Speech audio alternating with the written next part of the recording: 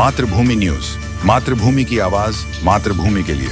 केशोद खाते हिंदू युवा संगठन અને કેશોદના તમામ એનજીઓ, વિશ્વ હિન્દુ પરિષદ, ભારત વિકાસ પરિષદ, બળદ આશ્રમ, એલએનસી ગ્રુપ જેવા તમામ ગ્રુપના સભ્યો હાજર રહ્યા હતા. અષાઢી બીજની ભવ્યાથી ભવ્ય શોભાયાત્રા નીકળે તે માટે 100 લોકોને અપીલ કરાઈ હતી અને આગલા દિવસે કેશોદના ડીપી રોડ પર ગણેશ ગ્રુપ દ્વારા ભગવાન જગન્નાથના મામેરા ભરોસે મામાને ત્યાં રાત્રિ રોકાણ પર કરશે અને અનુસંધાને રાત્રે ડીપી રોડ પર ધૂન પણ રાખવામાં આવેલ છે અને બીજા દિવસે હિન્દુ યુવા સંગઠન કાર્યાલયથી કેશોદના મુખ્ય રાજમાર્ગો પર ભગવાન જગન્નાથની નગર ચર્ચા માટે નીકળશે, જેમાં મુખ્ય રાજમાર્ગો પર બેનર લગાવવામાં આવશે તેમજ આરતી પોઈન્ટ પાસે હિન્દુ યુવા સંગઠનનો સંપર્ક કરવા જણાવ્યું હતું.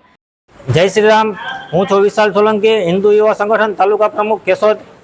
આજ રોજ કેશોદની અંદર હિન્દુ યુવા સંગઠન દ્વારા જગન્નાથજીની રથયાત્રા અંતર્ગત એક મિટિંગનું આયોજન કરેલું હતું. આ મિટિંગની શરૂઆતમાં જે અમદાવાદમાં પ્લેન ક્રેશમાં જે મૃતકોને શ્રદ્ધાંજલિ માટે 2 મિનિટ મૌન રાખી અને શ્રદ્ધાંજલિ આપેલી હતી અને બધા લોકોએ શોક વ્યક્ત કરેલો હતો. ત્યારબાદ મિટિંગની શરૂઆત કરેલી હતી.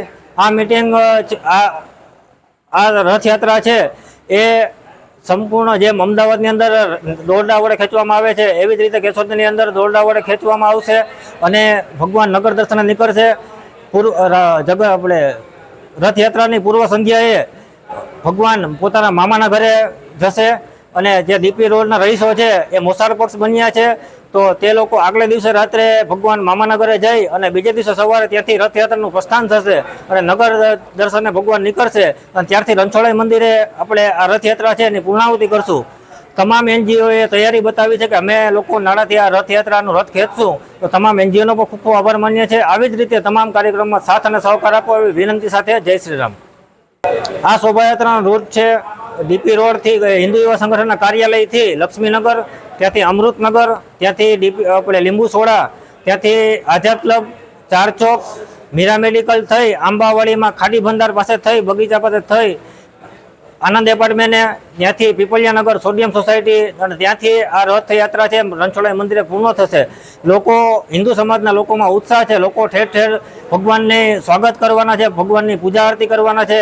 હજી આમાં કોઈના રૂટ ઉપર કોઈને પૂજા કે આરતી કરવી હોય તો હિન્દુ યુવા સંગઠનનો સંપર્ક કરી શકે છે અને આ રથયાત્રાના શોભાયાત્રાના રૂટ ઉપર બેનરો પણ લાગવાના છે અને ત્યારબાદ આ શોભાયાત્રાનું સુશોભન પણ થવાનું છે. આ શોભાયાત્રા ભવ્યથી ભવ્ય રીતે કેશોદમાં નીકળશે એવી અમારી એક અપેક્ષા છે. માતૃભૂમિ ન્યૂઝ સાથે મધુર આવલિયા, જૂનાગઢ. ખૂબ જ ટૂંકા સમયમાં માતૃભૂમિ ન્યૂઝ ઓટીટી પ્લેટફોર્મ અને વેગા સિટીમાં કેબલ નેટવર્ક સાથે જોડાઈ જશે, તો જોતા રહો માતૃભૂમિ ન્યૂઝ.